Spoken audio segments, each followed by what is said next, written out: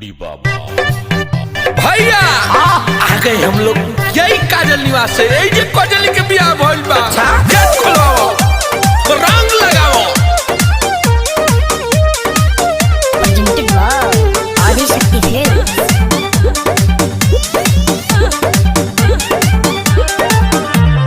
बारे पगले तू मजनुआ ससुरो में आइले रे जनुआ नैहर में यरबू तू भोग ले लसु आ ससुरो में आके बढ़ावा तारा दुख। अरे भाग यहाँ से बेंग।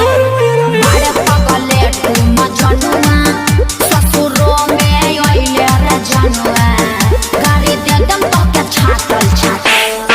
चल निकल। रंग डालवाई के बोलो सुगा बोलो। अरे रंग डालवाई के पपाल गइलु काजल सैया भिरी मरलु हो बड़ी बुरा लागो। रंग डालवाई के पपाल गइलु काजल सैया भिरी मरलु हो बड़ी बुरा लागो। भगवा लोग की ना मारा एक झपकी भाग फेंके लोग बलोग। बड़ी बुरा लागो, बड़ी बुरा लागो।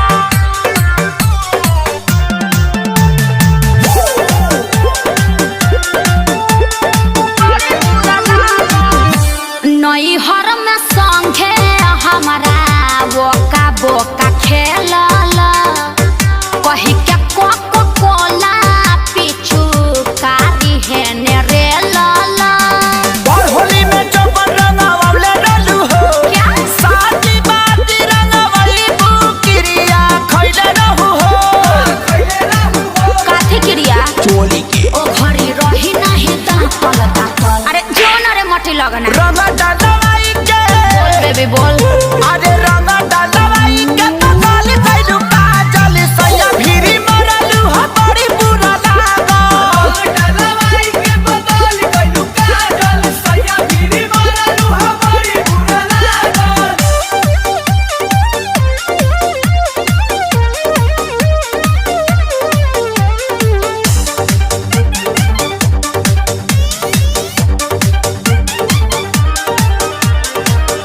रोबल गाबल बंद कर निकना हिलागे करतई नसलटी बड़ भतरू के आगे। अखिलेश के सारी के भागावतर हो यारी थोड़ी भतार से लगावतर हो।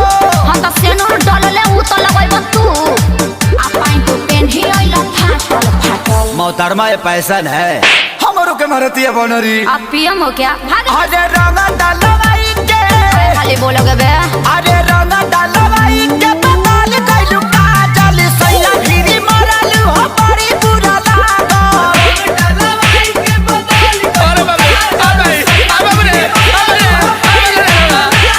जा जा तुरंत मुंह दब तहन लोग के रंग लगैब लोग। भैया चला वाला रे भांज देलस, बर्तन जैसन माज देलस। ये टेम्पू वाला डाना डी छपरा चलबो।